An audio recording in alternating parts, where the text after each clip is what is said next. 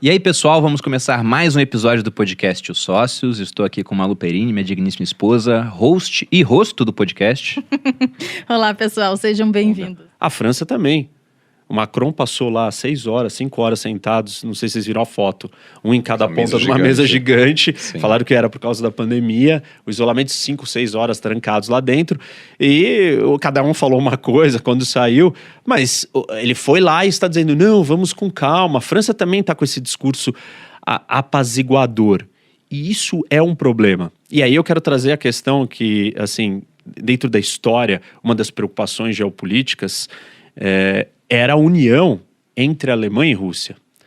Porque você vai ocupar um território muito grande, que cria uma força, uma potência. Não estou dizendo que a Alemanha está à beira de se tornar uma aliada da Rússia, mas esse flerte, ele existe. Ele tem uma consequência gigante para a política internacional, para as relações internacionais e para a geopolítica, que é a ocupação e o controle de um território enorme, continental, terrestre, e dali sairia muita riqueza, capaz de desafiar os outros polos e centros de poder.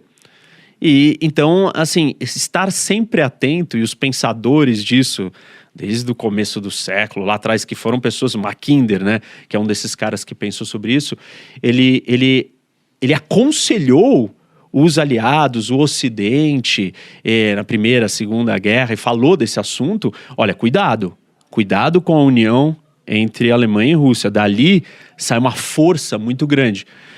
Nós estamos revisitando esses assuntos, de certa maneira. Claro, existe a China do outro lado, que é outro país enorme também, e que também está se juntando com a Rússia. Isso é ainda mais perigoso, que sempre foram rivais ou tiveram rivalidades e agora estão com pronunciamentos públicos. A China veio a público e falou assim, eu concordo que a OTAN não pode mais expandir. Isso é interessante e perigoso.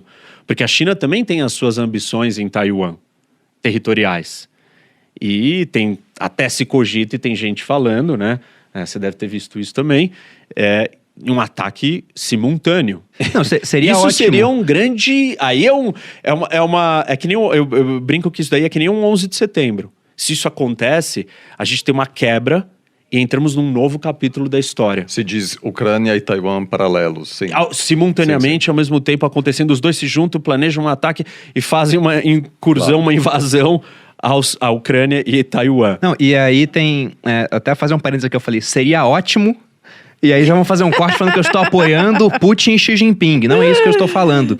Mas pensando nessa aliança entre os dois, seria ótimo porque você vai fazer o Biden responder como? Ele acabou de tirar tropas do Afeganistão, ele vai ser obrigado a entrar em guerra, é muito complicado. Eu acho que é realmente importante pensar sobre esses cenários, né? O estrategista, as pessoas no Pentágono, etc., precisam, não só lá, mas também no Ministério das Relações Exteriores da Alemanha, da Rússia, da China, até do Brasil, precisam pensar sobre esses cenários. O que acontece nesse caso? Houve muita pressão, já em 2014, sobre como o Brasil deve se posicionar, né? O Putin invadiu a Ucrânia e teve uma cúpula em Fortaleza com ele dos BRICS logo depois. E os americanos pediram para Dilma desconvidar, tirar ele da lista. Ela ignorou e o Putin esteve, de fato, na reunião, etc., que faz parte de uma tradição brasileira de manter, ou buscar manter laços cordiais, funcionais com todas as grandes potências. Mas uma coisa eu acho importante notar, inclusive para investidor, né, que se preocupa com risco político, etc., que a gente está vivendo uma fase de transição de um cenário mais unipolar com uma grande potência que, de certa maneira, congelou questões grandes geopolíticas. Porque os Estados Unidos tinham tanto poder que não havia espaço para a Rússia fazer algo assim.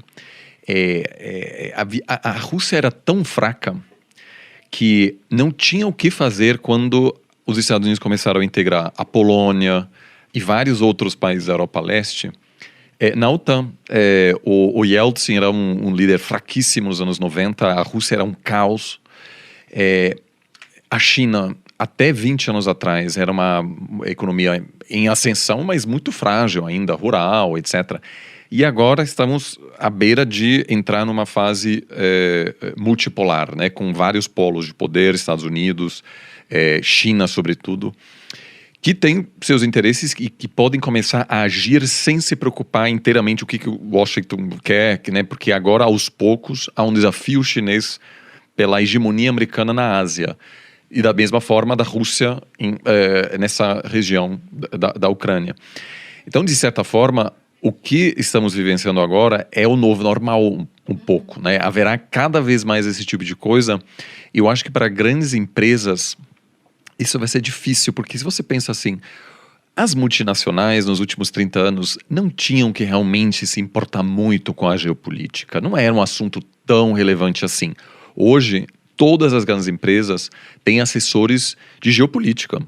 Porque uma Apple da vida, nenhuma empresa que só opera nacionalmente, se tem uma empresa brasileira, precisa saber qual é o risco de uma invasão russa na Ucrânia, porque isso vai afetar o meu custo de energia. Né?